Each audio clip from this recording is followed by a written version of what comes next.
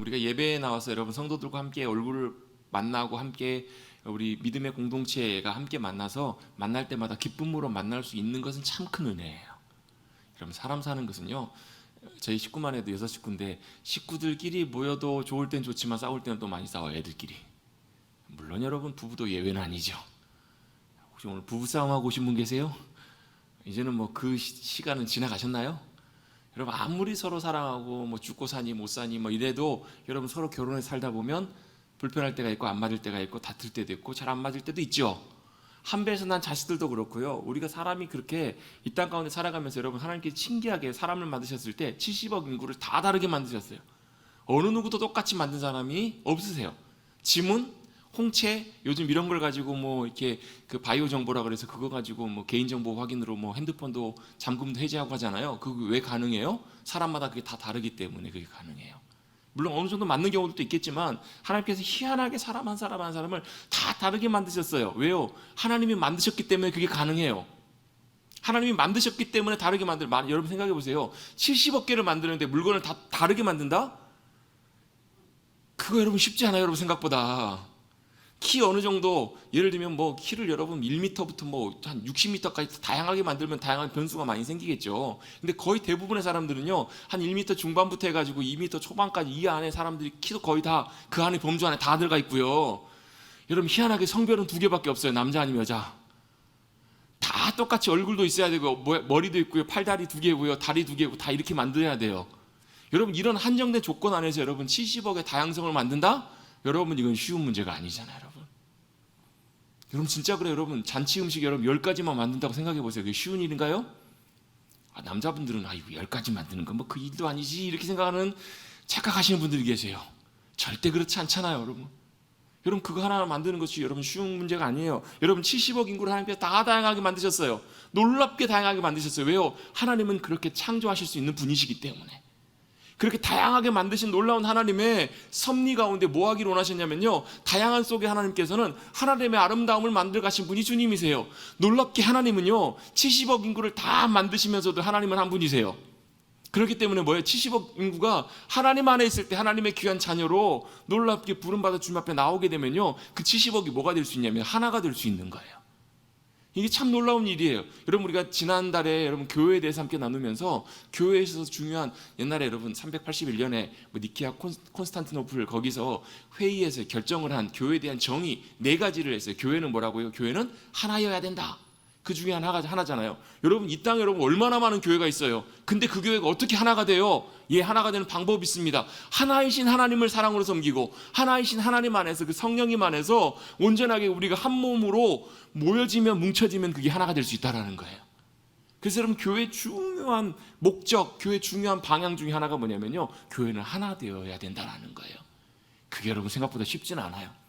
그래서 하나님께서는 어떤 경우에는요, 야 너희는 장로교로 모여라, 너희는 감리교로 모여라, 너희는 뭐 순복음으로 모여라, 침례교로 모여라 이렇게 하신 이유는 다양한 색깔들을 주시면서 그 가운데서 아름다운, 여러분 그림을 그리는데 여러분 한 색깔로만 그림을 그리면 그 그림이 예뻐요 안 예뻐요?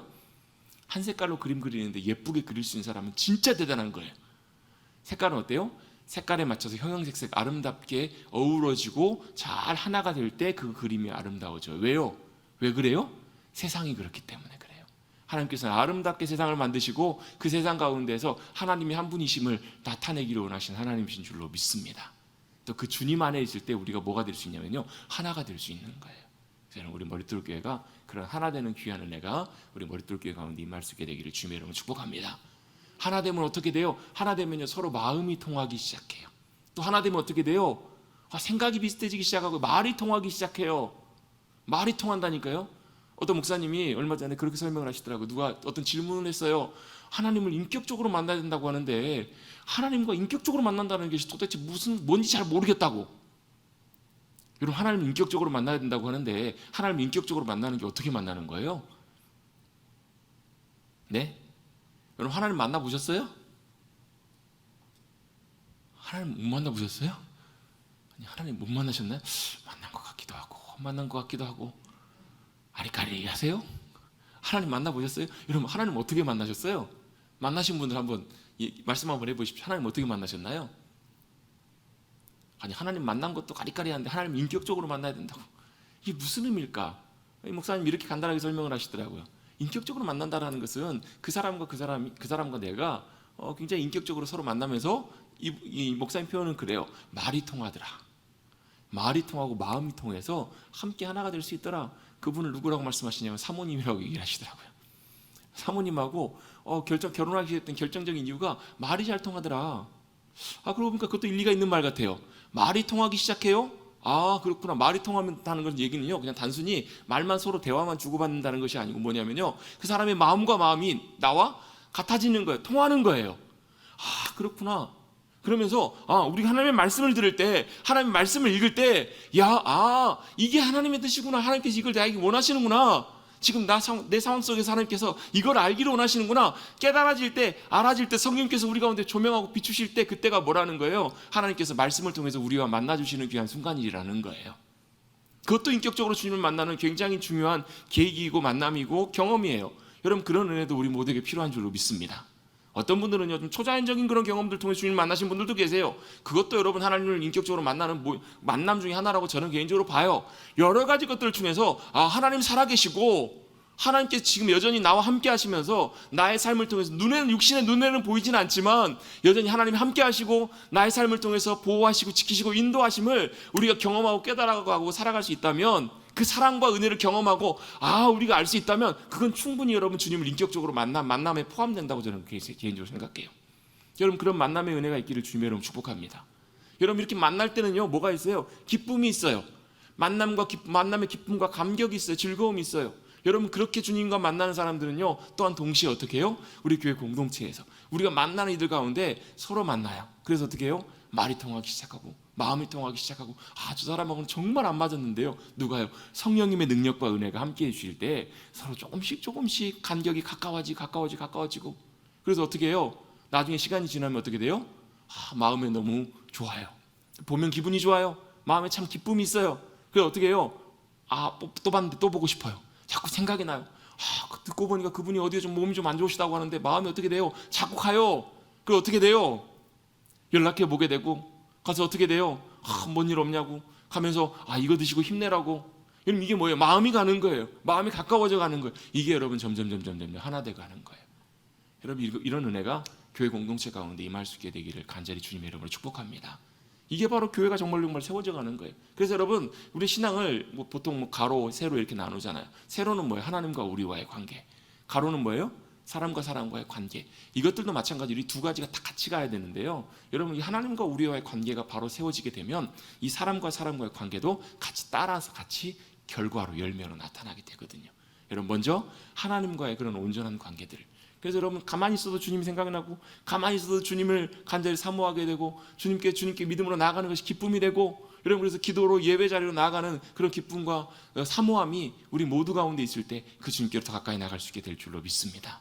그렇게 주님을 만나게 되면요, 주님과 함께하게 되면 우리의 삶 속에는 말할 수 없는, 이 땅에서는 누릴 수 없는 그런 큰 하나님께 주시는 기쁨과 은혜와 감격을, 우리가 하늘에서 주시는 그 은혜와 감격들을 누리고 살아갈 수 있다는 거예요. 자, 이게 뭐냐면 바로 이게 믿음으로 살아가는 믿음의 백성들의 삶의 모습이어야 된다는 거예요. 할렐루야. 여러분, 이런 삶이 저와 여러분의 삶이 되시기를 주님의 이름으로 축복합니다. 이게 바로 뭐냐면 하나님의 나라를 누리며 살아가는 삶이에요. 여러분, 우리는 교회를 다닐 때요, 신앙생활 할 때 이게 여러분 우리 옵션처럼 되어서는 안 돼요. 우리는 교회 다닐 때 우리의 일상이 있고, 또 우리 신앙생활하는 것은 일상을 위한 보조적인 것으로 좀 도움을 얻기 위해서, 마음의 평안을 얻기 위해서, 이게 아니고요, 원래 하나님께서 우리를 만드신 그 원래대로 돌아가는 이 과정들이 바로 뭐냐면 신앙생활이고 믿음생활이라는 것을 꼭 잊지 마시고, 이것들이 여러분 먼저 잘 세워져 가시는 여러분 되시기를 주님의 이름으로 축복합니다. 이게 잘 세워져 가면요, 정상적으로 돌아가기 시작해요. 우리의 육신도, 우리의 관계도, 우리의 삶의 자리들도 하나하나 이렇게 잘 맞아떨어져 가기 시작해요. 그게 바로 뭐냐면 주님이 약속하시는, 너희가 내 언약 가운데 거하면 너희의 삶 가운데 뭘 주시겠다고요? 형통함을 주시겠다고요. 지난주에 제가 말씀 나누면서 맨 마지막 부분에 그 부분을 잠깐 설명했는데요, 설명이 사실 정확하게 깔끔하게 된 건 아니에요. 뭐냐면 우리는 편안함을 구하지만 주님은 뭘 주신다고요? 평안을 주신다고요. 우리는 그냥 아무런 일이 일어나지 않는 그냥 순탄하고 평범한 삶을 원하지만 주님은 뭘 주시냐면요, 뭘 주세요? 형통함을 주신다고요. 사실 이게 말로는 우리나라 말로는 다 비슷비슷한 개념이지만 의미는 이런 거예요. 하나님이 뭐예요? 우리 가운데 문제를 안 주시는 것이 아니라고요. 우리에게 때때로 어려움을 주시기도 하세요. 질병을 주시기도 하세요. 고통을 주시기도 하세요. 복잡한 걱정거리들과 문제들을 주시기도 하세요. 근데 정작 정말로 우리에게 정말 주시기를 원하시는 건 뭐냐면요, 그 가운데서도 누릴 수 있는 평안함, 그 가운데서도 길을 여시고 그 가운데서도 주님의 놀라운 생명의 인도하심으로 함께 하시는 형통케 하심, 이걸 주님이 주시기를 원하시는 거예요. 여러분, 교회 다니면 안 아프나요? 여러분, 교회 다니면 다 승승장구하나요? 교회 다니면 실패가 없나요? 아니요. 아니요. 여러분, 오히려요, 교회 다니면서 믿음 생활하면서 오히려 더 큰 절벽과 같은 절망 가운데 부딪힐 때가 훨씬 많아요. 왜 그런지 아세요? 그게 이유가 뭔지 아세요? 왜냐하면요, 그런 과정들을 통해서 뭘 주님이 보기를 원하시냐면, 야, 네가 네 자신을 의지하고 너의 능력으로 네 인생을 살 수 있다고 착각하지 마라. 나의 도움과 나의 생명과 나의 붙들어주는 그 인도하심이 없이는 안 돼. 그래서 뭐면요, 전적으로 주님만 의지해야 돼, 나만 의지해야 돼, 이걸 주님께서 가르쳐 주시기 위해서 그런 상황들로 우리를 인도해 가신다는 거예요. 오늘 아침에도 그 말씀 잠깐 나눴는데요, 하나님께서 왜 이스라엘 백성들을 홍해 앞으로 데려가셨어요? 피할 길도 없는 곳으로. 그 여기 홍해 앞에 갔던 이스라엘 백성들이 이제 다 죽었다 싶었어요. 왜요? 하나님께서 이스라엘 백성들을 애굽 가운데서 건져내실 때 얼마나 놀라운 능력으로, 여러분 보세요, 막 하늘이 캄캄해지고요, 우박이 다 쓸어버리고요, 우리 가축들은 다 멀쩡한데 애굽의 가축들은 다 죽어가기 시작해, 병 들어가기 시작해. 이거 누가 하신 거예요? 하나님께서 하신 거예요. 6월절 어린 양의 피를 발랐던 그 집은요 그냥 넘어가요. 근데 아니었던 집들은요 다 통곡해요. 왜? 장자들이 다 죽었거든요. 그 당시에 장자가 죽었다라는 말은요 그 집이 끝났다라는 말이에요. 그걸 누가 하신 거예요? 하나님께서 하셨어요. 하나님께서 그 놀라운 능력의 팔로 애굽을 완전히 쓸어버리시고 그들을 건져내셨네요. 근데 왜 하나님께서 그들을 홍해로 인도하셨을까요? 아직 주님이 역사하셔야 될 역사하심이 남아있으셨던 거예요. 왜요? 애굽의 군사들이 아직 그대로 남아있거든요. 언제든지 마음 바뀌면 다시금 쫓아올 수 있을까요? 없을까요? 쫓아올 수 있기 때문에 하나님께서 어떻게 해요? 아예 싹 쓸어버리신 거예요. 홍해 앞에 딱 데려다 놓으시고, 피할 길이 없어가지고 이스라엘 백성들은 이제 나 다 죽었다 하면서 원망하고 불평하고 울고 통곡하고 있을 때 하나님께서 뭐라고 말씀하세요? 모세를 통해서 보라, 너희는 가만히 있어라. 가만히 있어서 하나님께서 너희 가운데 행하시는 놀라운 구원의 역사하심을 봐라. 그리고 어떻게 역사하세요? 아무것도 보이지 않는, 아무것도 갈 데가 없는 그거 가운데서요, 사람이 할 수 있는 것이 아무것도 없어요. 그 상황 속에서는 뭐 배를 타고 건너갈 수도 없고, 도망가 봐야 여러분 도간에 든 쥐예요. 병거가 그 당시 얼마나 빨라요, 얼마나 무서워요. 피할 수 없는 상황 속에서 하나님께서는 하나님의 방법대로 하나님의 놀라운 구원의 길들을 여세요. 바다를 쫙 갈라버리시잖아요. 그리고 이스라엘 백성들이 다 건너갈 때까지 하나님께서 애굽의 군대가 못 미치도록 구름으로 막으시고 혼란스럽게 하신 다음에 그 안에 딱 가둬놓고 어떻게 하세요? 바닷물로 싹 덮어버리세요. 어떻게 하시는 거예요? 완전히 깨끗하게 싹 정리해버리시는 거예요. 여러분, 이런 놀라운 주님의 승리가 우리의 삶 가운데서도 약속되어 있는 줄로 믿습니다. 그 일을 이루시려고 주님이 다시 오실 거예요. 그 주님을 우리가 믿음으로 신뢰하고 의지하도록 주님께서는 끊임없이 우리 한 사람 한 사람을 부르고 계시고 세우고 계신다는 거예요. 여러분, 그 주님을 신뢰하시길 주님의 이름으로 축복합니다. 어설픈 내 지혜나 어설픈 내 능력이나 내 기대를 의지하지 말고, 여러분 전적으로 여러분 그런 일들을 만날 때마다 제일 먼저 여러분 주님 찾으세요. 하나님 앞에 믿음으로 나아가세요. 여러분 걱정하기 전에 먼저 여러분 주님 찾고 기도하시라고요. 기도하시면서 주님이 제 도움이십니다. 주님, 이거 여러분 우리가 삶에요 어설프게 내가 할 수 있는 것은요 하나님 반 의지하고 반은 내가 해요. 근데요 그게 아니고요, 정말 주님이 원하시는 것은, 그래서 여러분 다윗을 하나님께서 그렇게 훈련시켜 가시거든요. 다윗을 끊임없이 어떻게 해요? 하나님께 묻고 하나님 앞에 기도하고 하나님 앞에 나갈 수 없으면 나갈 수밖에 없는 그 상황으로 다윗을 끊임없이 인도해 가시는 거예요. 그게 있었기 때문에 다윗이 정말 하나님 기뻐하시는 귀한 사람이 됐던 것처럼, 그런 일들 만날 때마다 하나님도 찾기 원하시는구나, 기도하라고 하시는구나, 내 뜻이 아니라 하나님의 인도하심을 기다리고 구하라고 하시는구나. 여러분 이렇게 주님 의지하며 나가실 수 있는 귀한 믿음의 백성들 되시기를 주님의 이름으로 축복합니다. 이게 진짜 참 믿음이라는 거예요. 그리고 또 이 믿음이 우리의 중심으로부터 온전하게 자리 잡고 있을 때, 이것이 여러분 우리의 마음속에만 그치는 것이 아니라 어디에 나타나게 되냐면 저와 여러분의 삶을 통해서 나타나게 돼요. 여러분 사람은요 잘 살펴보면 사람의 행동이나 삶의 모습들은요 다 사실 어디서부터 주로 나오냐면 마음으로부터 나오는 경우들이 많습니다. 물론 생각 없이 반사적으로 나오는 것들도 있지만 거의 대다수는 사람의 마음으로부터 나와요. 마음과 사람 깊은 곳에서부터 그 사람의 영혼과 마음으로부터, 동기로부터 그 사람의 말이나 행동이나 삶이 나오게 돼요. 여러분 누군가를 싫어하면요, 여러분 겉으로는 아무리 잘해주려고 해도 그게 나와요, 안 나와요? 진짜 진실하게 여러분 정말 그 사람을 사랑하기가 쉽지 않아요. 잘해주기가 쉽지 않아요. 마음에 싫어하는 마음이 있으면. 직장 생활할 때야 직장 상사가 아무리 싫어도 어때요? 당신 싫어요 얘기할 수 있어요 없어요? 당신 싫어요 그럼 뭐라 그래요? 아 그럼 나가세요. 아 그럼 회사 그만 다니세요. 이렇게 얘기하잖아요. 그러니까 어떻게 돼요? 아 싫으나 좋으나 어떻게 돼요? 그 앞에서는 예 하고 잘 따라가야 되잖아요. 안 그러세요? 그래야 되잖아요 여러분. 싫으나 좋으나 직장 다니려면 잘해야 되잖아요 여러분. 그러니까 어쩔 수 없이 막 이렇게 이걸 뭐라고 해요? 이걸 뭐라고 하죠? 좀 나쁘게 얘기하면 아부, 좀 좋게 얘기하면 어떻게 해요? 타협 이러잖아요. 왜요? 자기 본심은 아닌데. 자기 본심은 아니기 때문에 사실 진실하게 할 수가 없어요. 근데 만약에 생각해 보세요 여러분. 진짜 내가 마음으로 아끼고 좋아하고 내가 정말로 기뻐하고 좋아하는 사람이라면 여러분 어떻게 하겠어요? 행동이 여러분 형식적으로 되겠냐는 거예요 여러분. 정말 진심으로 해줄 수 있는 만큼 그 이상의 것들로 여러분 충분히 그 행동이 나와야 안 나와요? 묻어나잖아요. 묻어나. 그게 바로 뭐예요? 그게 바로 우리의 마음의 중심이라는 거예요. 우리 마음에 있는 것들이 그대로 다 나와요. 진짜 사랑하면 진짜 성실하게 진짜 귀한 것들로 다 할 수 있어요. 하나 줄 걸 두 개 줘요. 그런데 여러분 내가 정말로 어쩔 수 없이 마음으로는 원치 않지만 어쩔 수 없이 그렇게 해야 된다면 두 개 줄 거 하나만 주는 것이 여러분 우리의 사람의 행동이고 마음이잖아요. 이렇게 말씀드린 이유가 있습니다. 왜냐하면요 정말로 우리가 당연히 하나님을 내 마음과 중심으로 내 영혼의 중심에 주님으로 모시고 살아간다면 또 그 주님께서 나를 사랑하시는 그 사랑을 알고 나도 마찬가지로 그 주님을 사랑한다면 그 마음의 중심, 그 영혼 중심에 있는 것들이 어떻게 나와야 돼요? 우리의 행동과 삶을 통해서 행위로 나오게 된다는 거예요. 그게 바로 뭐여야 되냐면 같이 한번 고백해 보겠습니다. 그게 바로 뭐여야 되냐면요 예배. 같이 한번 해보겠습니다. 예배. 그게 바로 뭐여야 되냐면 그게 바로 예배여야 된다는 거예요 여러분.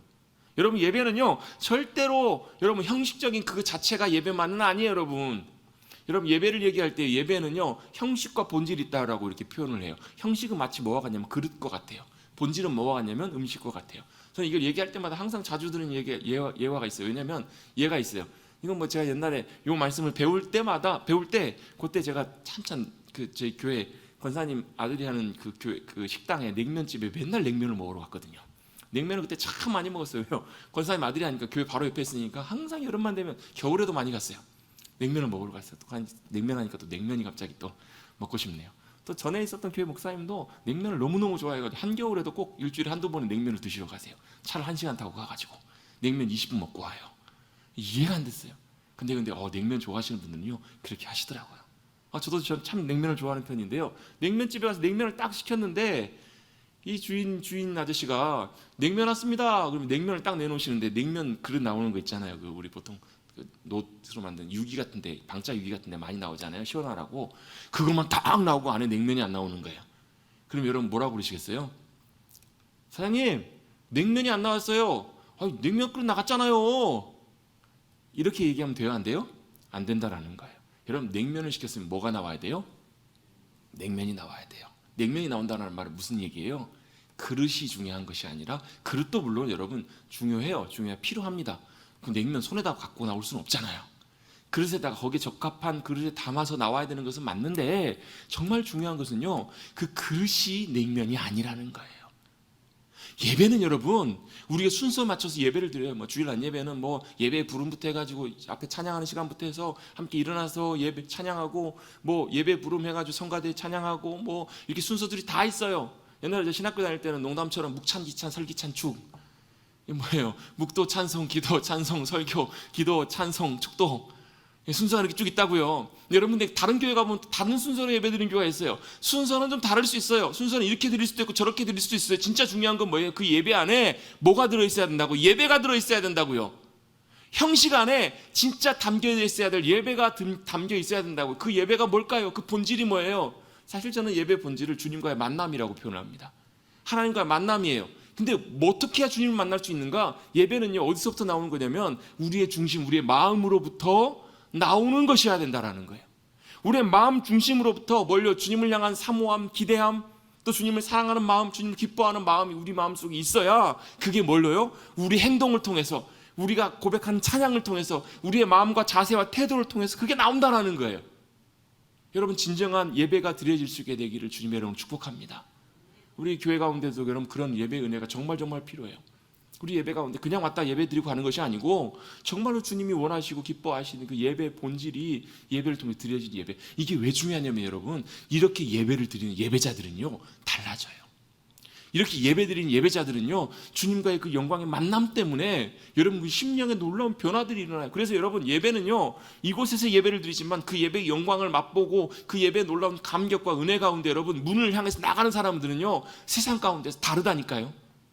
예배 가운데 삶의 자리들이 완전히 달라져요. 여러분 또 세상 가운데 살다가 이 자리에 다시 돌아올 때는 어떻게 돌아오냐면요 정말로 그 기대함과 사모함을 가지고 다시금 나오게 돼요. 왜요? 세상 가운데 분투하며 싸우며 여러분 믿음으로 살다가요 이곳에서 다시금 그 영광의 주님을 사모하면서 내 영혼의 감격 속에 내 영혼 심령 속에 그걸 충분하게 채우기를 원하는 그 마음으로 이곳 가운데 나오게 된다는 거예요. 그래서 하나님께서 차차차차 우리 예배 가운데 이런 예배의 영광과 은혜와 감격을 주님의 임재로 채워주시는 그런 은혜가 놀랍게 역사해 주시기를 또 간절히 기대합니다. 또 우리가 기도합니다. 그런 기도들이 너무나 중요하다는 거예요. 오늘은 그 예배에 대해서 우리가 몇 주 동안 나눠보면서 첫 번째 시간으로 예배가 그럼 과연 뭔가, 또 그러면 예배가 어떻게 드려져야 되는가를 우리 레위기의 말씀을 통해서 잠깐 좀 살펴보려고 합니다. 예배라는 말의 뜻이 무슨 뜻인가를 먼저 잠깐 살펴보려고 하는데, 예배가 무슨 뜻이에요 여러분? 예배 한자어로는요 뭐 예배라는 말이 예배의 의미겠지만 성경이 쓰여진 구약의 말로 쓰여진 히브리어, 신약의 말로 쓰여진 그 헬라어의 어원에 보면 예배의 의미를 조금 더 우리가 좀 구체적으로 살펴볼 수 있어요. 예배가 가장 대표적으로 제일 많이 쓰이는 단어가 있는데요. 그 단어가 바로 아바드라는 단어예요. 아바드, 에베드라고도 이제 변형이 돼가지고 사용되기도 하는데, 아바드, 에베드라는 말이 제일 먼저 성경에 나오는 게 창세기 2장에 나와요. 어디서 나오는가? 하나님께서 아담을 만드시고요 에덴 동산에 두신 다음에 뭐 하게 하시냐면 지키고 경작하라 말씀하세요. 우리는 에덴 동산에서 뭐 하라고 두 가지를 말씀하시냐면 에덴 동산을 잘 지켜라, 그리고 뭐 하라고요? 경작하라고, 잘 가꾸라고, 잘 뭐 하라고요? 우리는 경작하다라는 말을 들으면 뭐 생각이 나요? 농사 짓는 거 생각나잖아요. 그렇죠. 뭐 씨 뿌리고 뭐 열매 맺고 이거 농사 짓는 걸 경작하는 걸 생각하기 쉬운데요, 이 단어가 무슨 단어냐면 에베드라는 단어예요. 아바드, 뭐 아보다라고도 변형이 되기도 하는데요. 이 아바드, 에베드 이 단어가요 경작하다, 섬기다, 뭐 수고하다, 일하다 이런 의미도 있는데, 이 단어가 똑같이 사용될 때 뭘로 사용되냐면 예배하다라는 말로도 똑같이 사용된다라는 거예요. 그런데 이 아바드라는 말의 원래 그 어원이 어디서부터 왔는가, 어떤 의미를 갖고 있냐면 동등한 관계에서 섬긴다, 수고한다 이런 의미라기보다도 어떤 관계냐면 종과 주인과의 관계에서 노예가 주인을 섬긴다라는 의미에서 이 단어의 의미가 왔다라는 거예요. 그러니까 예를 들면 우리 인장님 계신데 장로님께 뭐 필요한 부분들을 제가 섬겨드릴 수 있어요. 수고해드릴 수 있어요. 장로님 지금 이게 필요한 게 있어서 제가 해드릴 수 있어요. 이런 섬김과 이런 수고가 아니라 어떤 관계냐면 철저하게 주인과 노예, 종의 관계에서 섬기는 것을 말한다라는 거예요. 여러분 노예가 주인에게 섬기는 것은 당연한 거예요. 왜요? 노예는요, 종은 자기의 결정권이 없어요. 심지어 자기 생명과 목숨도 누구 손에 있어요? 주인의 손에 달려 있어요. 주인이 주인의 손에 달려 있기 때문에 마음대로 다 할 수 있는 거예요. 여러분 성경에 보면요 하나님과 우리와 관계를 묘사하고 있는 많은 표현들이 나와요. 이거 왜 그렇게 표현해 주시냐면 하나님과 우리와 관계를 잘 이해할 수 있도록 우리 차원에서 주님께서 이렇게 비유를 들어 설명해 주신 거예요. 대표적인 게 뭐냐면 포도나무요 우리는 가지다, 또 양과 목자다, 또 신랑과 신부다, 이런 표현들 있잖아요. 굉장히 많아요. 왕과 백성이다, 이런 많은 표현이 있는데 그 표현 중에서 굉장히 우리에게 유익한 복된 좋은 표현이 하나 있어요. 주님께서 우리를 뭘로 불러주시냐면 너는 나의 벗이라 불러주셨어요. 친구로 불러주신 거예요. 친구로 여겨주신 거예요. 아브라함을 향해서도 그는 나의 벗이다라고 부르세요. 그 말은 뭐냐면 아브라함의 믿음의 후손들인 저와 여러분을 통해서도 주님이 마치 우리에게 뭘로 오시냐면 친구처럼 오셔서 벗처럼 우리의 마음을 헤아려 주시고 늘 우리와 함께 해주시고, 우리 그 대표적인 그 관계가 누구예요? 다윗과 요나단. 사실 다윗과 요나단은 나이 차이가 상당한 것으로 봐요. 일반적으로 뭐 10살, 20살 정도 차이가 나는 것으로 봐요. 요나단이 형벌로 봐요. 그럼에도 불구하고 여러분 그 우정, 친구의 관계를 통해서 목숨까지도 줄 수 있는 귀한, 야 네가 내보다 먼저 왕이 돼야 돼. 아버지가 왕인데 요나단은 기꺼이 자신을 위해, 여러분 보세요. 나이도 훨씬 많은데 다윗이 왕이 되면 자기가 왕이 돼요? 못 돼요? 못 될 확률이 훨씬 많아요. 그럼에도 불구하고 기꺼이 친구인 다윗을 정말로 친구처럼 사랑해 준 귀한 관계잖아요. 하나님이 저와 여러분을 그렇게 보신다고요. 관계로. 여러분 한번 여쭤볼게요. 하나님께서 저와 여러분을 친구처럼 여기신다고 해서 여러분 우리가 어이 친구, 예배는 삼부를 할 수 있어요, 없어요? 한 친구처럼 대해 주시는 것이지, 여러분 우리가 친구라고 여러분 막대하는 것은 여러분 절대로 여러분 올바른 자세가 아니잖아요. 아버지가 아들에게 정말 친구처럼 잘 대해 줄 수 있어요. 근데 아들이 어떻게 해요? 아버지를 어떻게 마치 친구 대하듯이 그렇게 대하면 돼야 안 돼요? 아니잖아요. 아버지가 친구처럼 대해주는 것이지, 여러분 자녀를 친구처럼 대하는 것은 참 좋은 것이지만, 여러분 그럼에도 불구하고 아버지와 아들 그 역할이 있는 것처럼 마찬가지로 주님을 우리가 섬긴다라는 것은요, 마치 뭐처럼 종이 주인을 섬기는 것처럼 그렇게 섬긴다라는 의미가 에베드 안에 포함되어 있다라는 거예요. 또 여러분 똑같이 이제 예배라는 말로 많이 사용되는 단어가 샤라는 단어가 있는데요. 이 단어는 무슨 말이냐면 부복한다라는 말이에요. 부복한다는 말은 뭐냐면 엎드리는 것, 이게 그냥 엎드리는 것이 아니라 어떻게 엎드리는 거냐면 완전히 땅바닥에 쳐퍼덕 엎드리는 거예요. 완전히 땅바닥에 딱 엎드려서 뭐가 되는 거예요? 여러분 사람이 이렇게 딱 서 있는데 제가 이렇게 있잖아요. 근데 제가 딱 엎드리면 제가 보여요, 안 보여요? 안 보여요. 뭐만 보여요? 앞에만 보여요, 앞에만. 이게 여러분 예배라는 거예요. 우리가 여러분 예배하면요, 주님을 예배한다라고 하면 뭐 하는 거예요? 엎드리는 거예요. 내가 엎드리게 되면요, 뭐만 보이냐면 주님만 보이시는 거예요. 예배는 여러분 내가 엎드리기 때문에 주님만 드러나는 것, 주님만 드러나시게 되는 것, 주님만 나타나시게 하는 것, 이게 바로 진정한 예배의 의미라는 거예요. 여러분 예배는요, 내가 주인인 것이 아니라 주님이 주인이세요.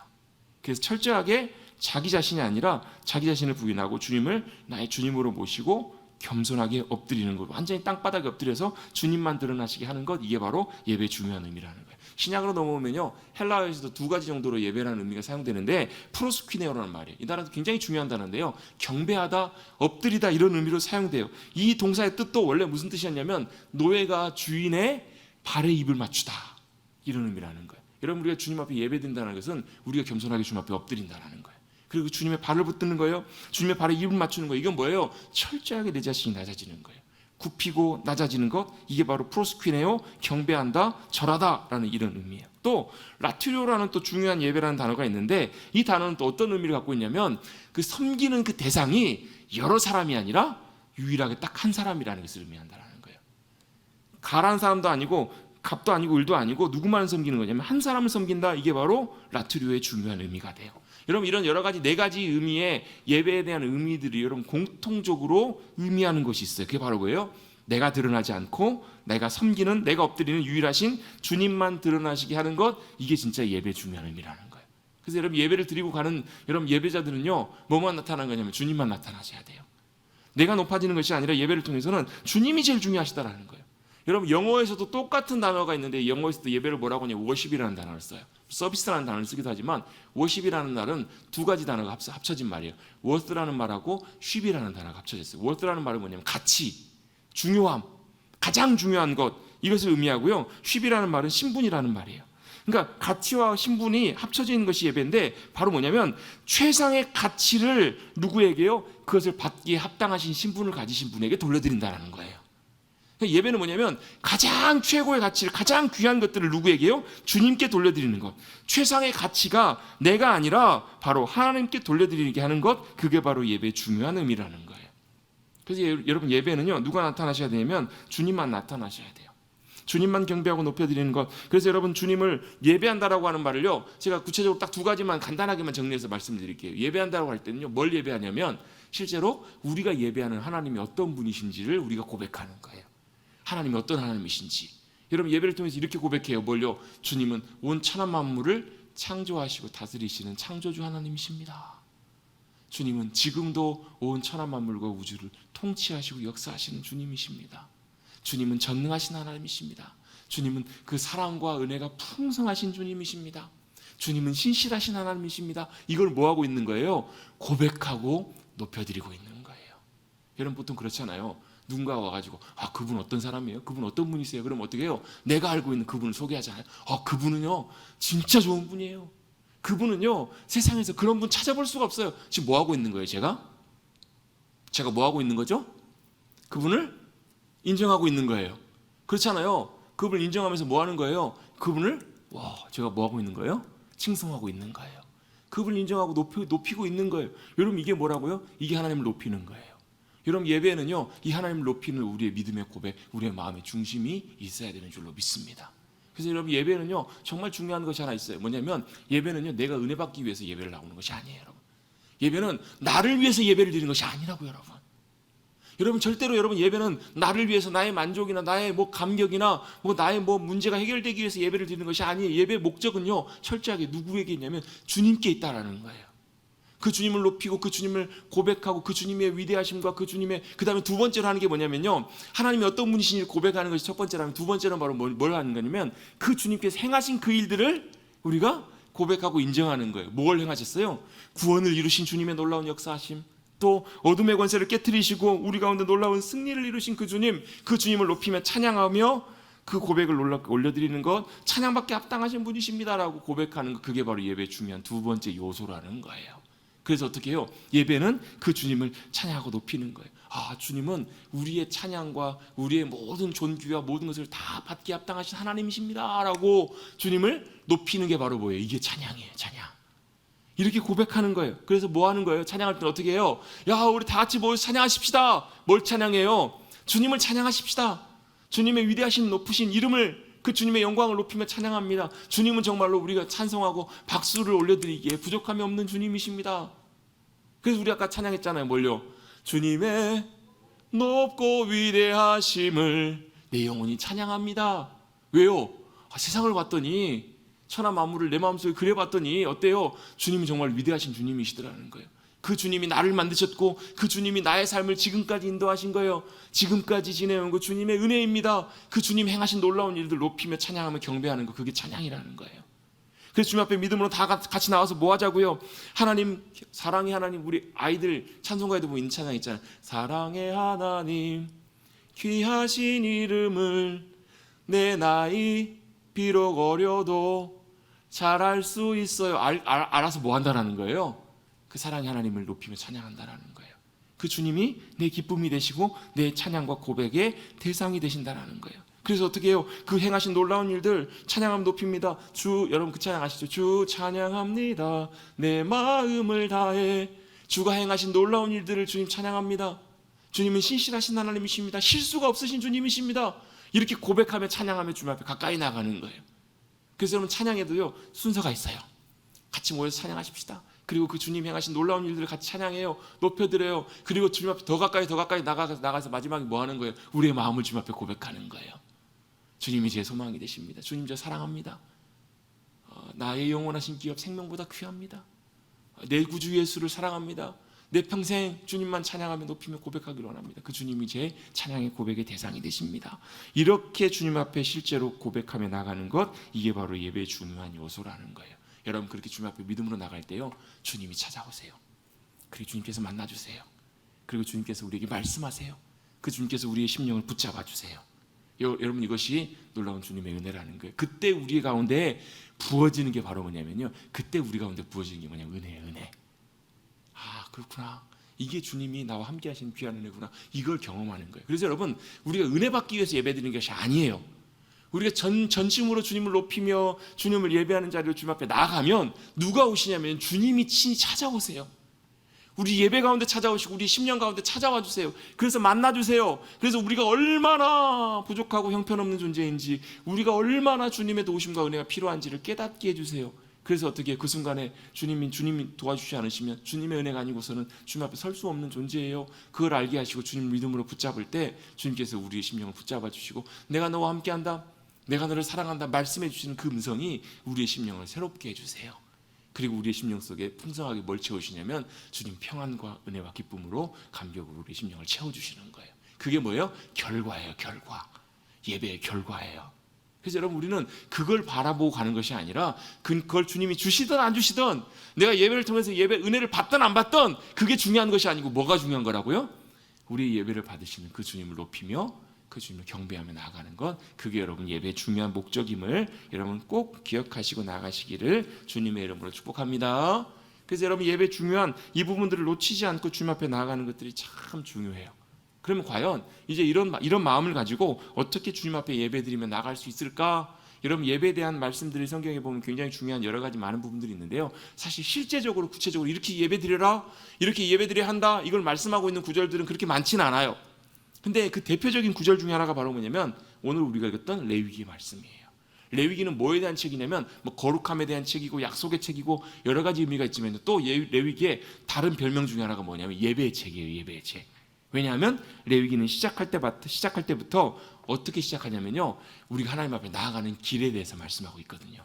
여러분은 실제로 이 레위기에 나와 있는 5가지 제사의 형태대로 지금 예배를 드리지는 않아요. 번제, 소제, 속죄제, 속건제, 화목제 이렇게 이 제사대로 드리진 않아요. 근데 중요한 것은 뭐냐면 주님께서 이렇게 제사를 드리라, 예배를 드리라 말씀하신 그 주님의 의도와 마음과 정신은 여전히 지금도 동일하게 유효하다라는 거예요. 첫 번째로요, 주님이 우리에게 드려야 될 제사를 말씀하실 때 뭐에 대한 제사를 말씀하시냐면 같이 한번 고백해 보겠습니다. 번제는 뭐예요? 번제 태울 번자를 써요. 태울 번자. 그래서 번제라는 말은 다 태워서 드린다는 말이에요. 그럼 예배를 어떻게 드려야 되는가? 예배 특징은 뭐냐면요, 이 번제의 예배 특징은 뭐냐면 예배를 드릴 때는 어떻게 드려야 되냐면 하나도 남김없이 다 태워서 주님 앞에 드리는 거예요. 하나도 빼지 않고. 다른 제사들은요, 일부분만 하나님께서 드리라고 말씀하신 부분만 드리고 나머지는 제사장에게 갖다 주는 것도 있고요, 또 화목제 같은 경우에는요 우리가 다 같이 나누는 부분도 있어요. 소를 한 마리를 잡아가지고 제사를 드리는데요, 나머지는 다 나눠 먹으래요. 여러분, 소 한 마리 얼마나 나와요? 제가 말씀드렸잖아요. 소 갈비짝 한 짝이 35kg 나온다고. 양쪽 하면 75kg예요. 그리고 보통 소 한 마리가 보통 몇백 킬로 하잖아요. 그거를 먹을 수 있는 거 다 하고 나면 한 2, 300kg 이상 나올 거예요. 제가 알기로는요. 여러분, 그거 여러분 혼자 하루 만에 드실 수 있으시겠어요? 죽으라는 거예요. 여러분 가족이 그거 다 드실 수 있으세요? 아니요. 화목제는요 다 같이 나눠 먹는 제사여야 돼요. 그게 가능해야 돼요. 그렇게 돼야 돼요. 다 나눠 먹는 제사로 주님께서 말씀하셨는데, 유일하게 이 번제만은요 아낌없이 남기지 말고 다 누구에게요? 전적으로 하나님께만 다 태워서 드리는 제사가 바로 이 번제라는 거예요. 이 번제야말로 그렇기 때문에 모든 제사와 예배의 가장 기본이 되는 거예요. 여러분, 우리 모든 예배는요 주님 앞에 모든 것이 다 드려져야 된다는 거예요. 우리의 마음과 중심과 모든 것들이 다 주님 앞에 드려지는 것, 이게 바로 번제의 중요한 의미입니다. 첫 번째로 우리가 잠깐 살펴볼 것이 있습니다. 2절입니다. 2절 말씀해 보시면 이스라엘 자손에게 말하 이르라, 너희 중에 뭐가 나와요? 너희 중에 누구든지. 누구든지. 여러분, 누구든지는 누구예요? 다예요. 다. 어느 누구도 예외 없이. 번제의 중요한 조건 중에 하나는, 제사의 중요한 조건은요 누구도 예외가 없이. 심지어 누구요? 목사도 마찬가지고, 장로님은 마찬가지고, 우리 성도님들도 마찬가지고, 누구든지 다 어느 누구도 예외 없이 다 이 번제의 정신이 해당된다는 거 뭐예요? 다 어느 누구도 다 자기 자신이 드러나는 것이 아니고 자기 자신은 다 어떻게 해요? 태워서 주님 앞에 다 드려지는 거예요. 그래서 예배 가운데는 여러분 목사가 드러나서는 안 돼요. 예배 가운데는 사람이 드러나는 것이 아니라 누가 드러나셔야 돼요? 주님이 드러나셔야 돼요. 하나님이 나타나셔야 돼요. 그러면서 이 책을 쓰신 목사님이 그런 얘기를 하시더라고요. 어떤 교회가 보면 뭐 교회마다 다 달라요. 어떤 교회는 예를 들면 예배자들이 이렇게 올라가요. 그래서 뭐 기도 인도하시는, 대표 기도하시는 뭐 장로님이나 누가 올라가세요. 근데 그 기도 끝나고 나서 저희 교회는 다 이제 강당으로 내려가시잖아요. 저도 인도할 때는 인도할 때 있다가 또 다른 강사 목사님이 설교하실 때 저도 내려가요. 그러니까 순서 때만 올라와요. 잠깐 있어요. 근데 어떤 교회들은 대부분 앉아 계시는 교회들도 많아요. 그러니까 다른 이유가 있어서 그러기도 해요. 예배자들이기 때문에. 그런데 이 목사님 그런 얘기를 하시는 거예요. 강단에서 기도가 끝나면 그곳에 앉아 계시는 분들 보면서 그 예배드리는 사람들이 예배드리는 내내 누굴 봐요? 그분을 볼 수밖에 없게 되라는 거예요. 그러니까 빨리 사가지 주는 것이 하나의 또 도움이 될 수 있다라고 얘기를 하세요. 여러분, 뭐 이건 이제 여러 가지 의미로 볼 수 있는 부분들이지만 우리가 할 수 있는 한 예배를 통해서는 여러분 설교자도 마찬가지고요. 여러분, 우리 자신이 드러나는 것이 하나님께 온전하게 드려지는 예배에 주님 기뻐하시는 조건은 아니라는 거예요. 여러분, 예배를 통해서는 주님만 기억나시고 주님만 남으시고 주님만 드러나시는, 어느 누구도 예외 없이 다 그렇게 드려질 수 있는 그런 귀한 예배가 되어야 될 줄로 믿습니다. 예배위원도 마찬가지, 우리 모두도 마찬가지. 여러분, 특별히 여러분 기도인도 하시는 분, 대표 기도하시는 분들 보면 여러분 기도하실 때 인간적으로 긴장 많이 되시잖아요. 어떤 분들은 막 기도하는데 무슨 정신으로 기도했는지 모르겠다고 막 달달달 떨어요. 여러분, 왜 그래요? 자꾸 사람들이 신경 쓰이고 의식되기 때문에 그래요. 그런데 여러분, 항상 원칙은 뭐예요? 우리가 하는 모든 예배, 찬양, 기도, 설교도 모든 것들도 다 마찬가지고 어느 누구도 예외 없이 누구든지 모든 예배는 누구에게요? 주님께만 드려져야 돼요. 또 모두가 다 주님만 드러나시는 예배해야 된다는 거예요. 제가 그런 얘기 몇 번 드렸잖아요. 막 설교하고 내려갔는데 어떤 분이 막 예전에 아주 오래전에 목사님 설교 오늘 은혜 받았습니다. 어떤 마음이 들어요? 아유, 무슨요? 주님의 은혜죠. 주님이 하신 일이죠. 이렇게 하면서 속으로는 어때요? 마음으로는 흐뭇한 마음이 들어요, 안 들어요? 인간이기 때문에 들 수 있어요. 그거 주님 기뻐하시지 않는다라는 거예요. 여러분, 우리의 모든 예배는, 우리의 심지어 하는 기도와 모든 것들도 여러분 주님께만 드려지는, 또 주님만 드러나시는 그런 귀한 예배가 되어야 될 줄로 믿습니다. 그렇게 드려지면요, 주님이 임하세요. 주님이 나타나세요. 역사하세요. 여러분, 그 예배를 주님께서 너무너무 기뻐하신다라는 거예요. 또 두 번째로 3절입니다. 그 예물이 소의 번제이면 어떤 예물을 드리라고요? 흠없는 수컷으로 드리라. 또 흠없는 양으로 드리라. 여기서 중요한 단어가 나오는 단어가 뭐냐면 흠없는 예물로 드리라는 거예요. 여러분, 흠없는 예물이라는 것은요, 주님이 받으실 만한 그런 예물이에요. 제가 이 흠없는 이 표현들은 여러 번 설명드린 적이 있어요. 탐임이란 말인데, 여러분, 우리 인간이 아무리 흠없이 드리려고 해도 하나님 보실 때 흠이 다 있어요, 없어요? 다 있어요. 근데 어떻게 해요? 하나님이 그걸 받아주신다라는 거예요. 근데 어떻게 해요? 우리가 할 수 있는 한 주님 앞에 흠없는 것들을 찾아 드리려고 하는 우리의 마음과 중심이 전제가 될 때, 여러분, 이 흠없는 것을 찾으려면 어떻게 해야 돼요?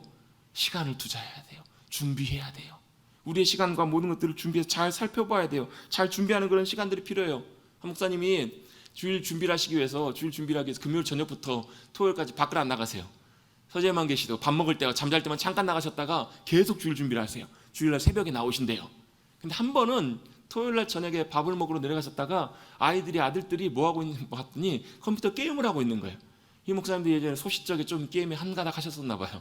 그래가지고 궁금해가지고 쳐다보다가 한 15분 정도, 잠깐 정도 가셔서 한 게임 하고 다시 올라가 준비를 하셨어요. 뭐 15분이 얼마나 크겠어요. 금요일 밤부터 주일 새벽까지인데 24시간 넘는 시간인데. 그런데요, 그날 아침에 가가지고 예배를 인도하려고 일부 예배 가가지고 딱 앉아갖고 여기서 기도하는 순간에 뭐가 떠올라요? 그 오락게임이 딱 떠오르더라는 거예요. 딱 떠오르더라는 거예요. 예전에 제가 그런 얘기를 들은 적이 있어요. 한 장로님이 외국에 무슨 있어가지고 외국 나갔다가 들어왔는데, 그때가 제일 그때 뭐 했냐면 용의 눈물 드라마. 용의 눈물 기억나시죠? 한 20년 됐죠? 그 드라마가 선풍적으로 인기 끌 때 그 장로님 너무너무 좋아하시는데, 외국에 나가니까 한동안 나가기 위해서 못 보셨대요. 그래서 그 권사님한테, 부인분한테 녹화해 놓으라고, 그 당시엔 다시 보기가 안 되니까 녹화해 놓으라고 비디오 테이프로 다 녹화를 하셨는데, 토요일날 오셔가지고 와 뭘 부탁했어요? 그 못 봤던 드라마를 다 보신 거예요. 근데 그 다음날이 그 장로님 기도 오셨어요. 그 드라마를 다 보고 주일날 가서 기도하려고 하니까 마음이 얼마나 심란해요. 기도가 돼요, 안 돼요? 안 돼요. 그래가지고 기도하러 올라가셔서 뭐라고 기도하셨다고요? 주님, 통촉하여 주시옵소서. 이러셨다고요. 마음이 답답하시니까 그렇게 나오셨겠죠. 여러분, 우리가 주님을 예배할 때 여러분 목사도 심지어 그렇거든요. 그런데 여러분, 우리 성도님들이 주님 앞에 예배드려 나올 때 여러 가지 복잡한 생각들, 또 많은 것들 세상에서 많이 그렇게 있다가 그냥 주님 앞에 나와서 주님 앞에 예배드리려고 할 때 우리가 온전하게 흠없는 예배로 우리의 마음과 중심을 하나님 앞에 드리며 나갈 수가 있겠냐고. 여러분, 흠없는 예배를 주님이 받으신다라는 얘기는요, 우리에게 그런 어떤 뭐 형식적인 이런 거 막 이런 준비, 막 옛날에 여러분 우리 막 그랬잖아요. 막 그 헌금 드릴 때 어떻게 해요? 막 다리미로 다 막 지폐 다 다려가지고 하나님 앞에 예물 드리고 그러셨잖아요. 주님이 단순히 그걸 원하시는 것이 아니라고요. 뭘 원하신다고요? 우리의 마음 중심 가운데 주님 앞에 온전하게 흠없는 것들로 드리기를 원하는 그런 마음의 중심과 동기를 주님께서 보신다라고요. 목사님이 예전에 신앙생활 형식적으로 할 때 사모님은, 아내분은 성가대 때문에 미리 가셨어요. 이 목사님 언제 가시냐면요, 설교 시작할 때쯤 가셨대요. 왜요? 설교가 목사님께서는 그 예배가 설교가 중요하다고 생각했기 때문에 설교 시작할 때 딱 가가지고 예배를 드리는데, 그때 여러분 예배를 드리는데 그 설교가 누가 와서 설교를 한들 그 말씀이 집중이 되고 그 말씀 가운데 들어가실 수가 있으셨겠냐고. 여러분 예배는 흠없이 주님 앞에 구별된 예물로 주님 앞에 드려질 때 온전하게 주님 앞에 더 가까이 나갈 수 있게 될 줄로 믿습니다.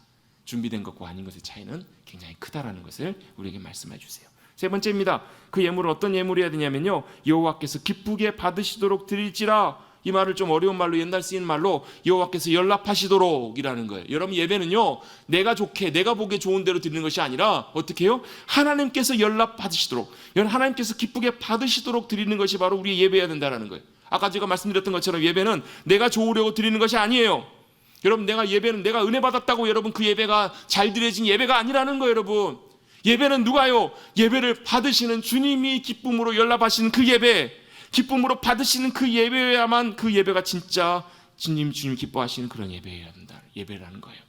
여러분, 우리 찬양도 마찬가지예요. 우리 찬양을 왜 하세요? 여러분, 찬양할 때 내 마음이 좋으려고 하는 그 찬양, 그거 여러분 주님 기뻐하시는 찬양 아니에요.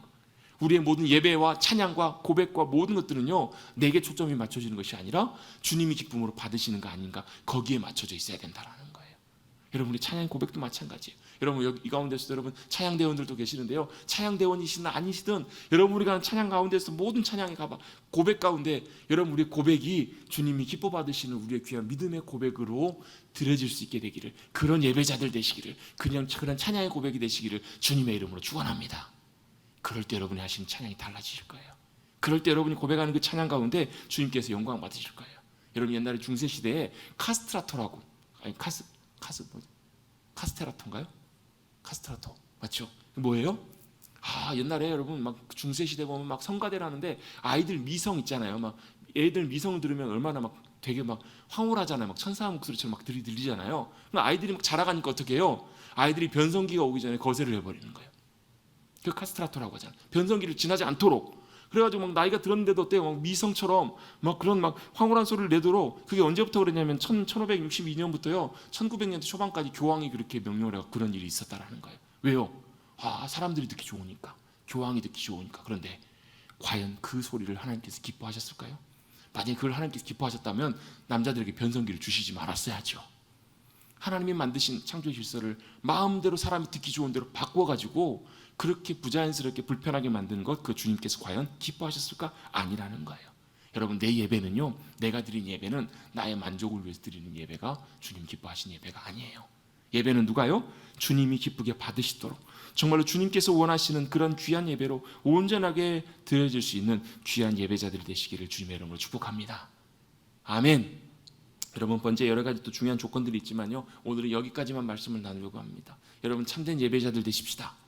여러분, 예배를 통해서 살아계신 하나님을 만나고 그 주님의 영광을 놀랍게 경험하고 그 주님이 친히 임하셔서 우리에게 말씀하시고 붙들어 주시는 그런 귀한 주님을 만나는 예배자들이 되시기를 주님의 이름으로 축복합니다.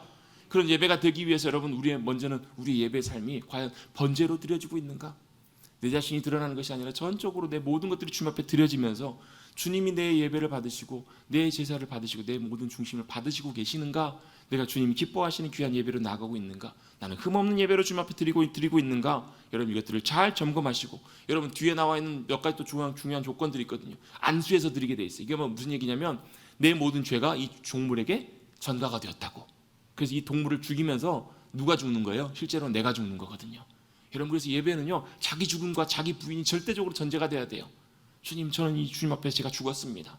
주님, 저는 주님 앞에서 죽임당해야 되는 그런 존재이지만 주님의 은혜로 지금 이곳에 서 있습니다. 그래서 예배는 뭘로 드리는 거라고요? 내 노력과 내 헌신으로 드리는 것이 아니라 주님의 은혜로 드리는 것이 예배예요. 나를 받아주시고 나를 구원해 주신 그 주님의 은혜 감격 가운데 나가서 그런 귀한 감사와 기쁨으로 주님 앞에 예배드리게 되시는 저와 여러분, 우리 모두가 되시기를 다시 한번 주님의 이름으로 축복합니다. 그런 주님의 놀라운 위대하신 일들을 높이시고 찬양하시고 주님 행하신 일들을 사모하셔서 우리의 삶 가운데 놀라운 그런 감격과 기쁨의 예배와 찬양의 고백들이 넘쳐나셔서 주님이 우리의 예배를 받으시고 우리와 동행하시며 예배 가운데 주님을 더 놀랍게 경험하고 만나가시는 저와 여러분들이 모두가 되시기를 간절히 주님의 이름으로 축복합니다.